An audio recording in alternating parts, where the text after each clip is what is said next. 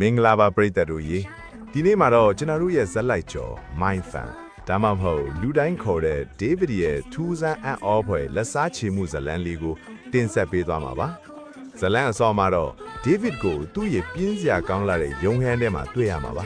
သူဟာနေ့တိုင်းတသက်မှတဲဖိနေတဲ့အလုပ်တွေကြားမှာစိတ်ကုန်နေသူတယောက်ပေါ့ဒီနေ့တော့သူ့မိန်းမဖောက်ပြန်နေတာကိုလက်ဖူးလက်ကျက်မိသွားတဲ့အခါမှာသူကရန်ဖြစ်မဲ့အစားတခြားလူတွေမတွေးရတဲ့ငွေညစ်တဲ့နီးနဲ့လက်စားချေဖို့ဆုံးဖြတ်လိုက်ပါလိဒါပေမဲ့အခြေအနေတွေကသူ့ထင်ဒီနေ့တော့ရုံးမှာထူးထူးခြားခြားတရန်တစ်ခုရှိလာပါတယ်ပထမတစ်ခုကအကောင့်ဌာနကို Proba ဆိုတဲ့အမျိုးသမီးတွေရောက်လာတယ်ဒေးဗစ်ရဲ့သူငယ်ချင်းရှောင်းကအဲ့ဒီမိန်းကလေးကအပြိုးဖြစ်ကြောင်းသိလိုက်ရတဲ့အခါဒေးဗစ်ကိုအကြံတစ်ခုပေးပါတယ်မိမနဲ့အဆင်မပြေဒီနေ့စောစောပန်းစီလေးဝယ်ချို့ကြည့်ပါလားနှမျောတတ်တဲ့ဒေးဗစ်ကပန်းဆိုင်မှာမဝယ်ပဲသူ့တန်ကဂူဒီပေါ်မှာလူတွေထားခဲ့တဲ့လက်စစ်တဲ့ပန်းစီးကိုသွားခိုးပြီးအိမ်ကိုပြန်လာတယ်ဒါဟာသူ့ဘဝရဲ့အကြီးမားဒေးဗစ်အိမ်ထဲကိုခြေထံလုံးလုံးနဲ့ဝင်လာပြီးသူတို့နှစ်ယောက်ရန်ဖြစ်ထားရင်ချောင်းကြည့်နေကြမိဖို့ချောင်းနေရန်ကအပေါက်ကလေးကနေချောင်းကြည့်လိုက်ပါတယ်အဲ့ဒီမှာတင်ကဘာပြတ်သွားတာပါပဲသူ့မိန်းမဟာတခြားယောက်ျားတစ်ယောက်နဲ့ကတင်ပေါ်မှာဖောက်ပြန်နေရကိုမြင်လိုက်ရလို့ပါ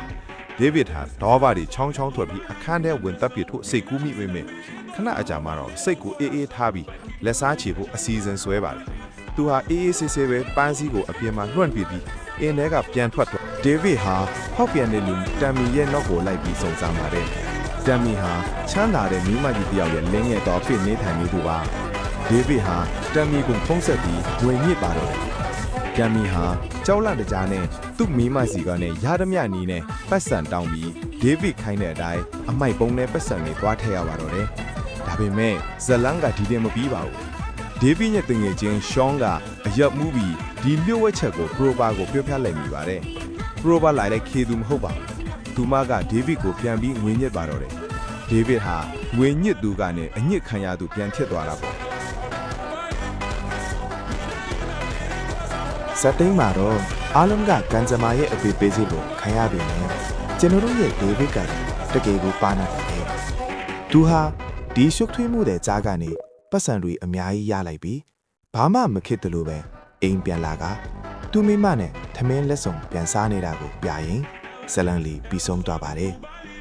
ဒီဇလန်ကနေရလိုက်တဲ့သင်ခန်းစာကတော့လက်စားချင်းဟာအေးမြတဲ့ဟင်းလျာတစ်ခွက်ဆိုတာပါပဲ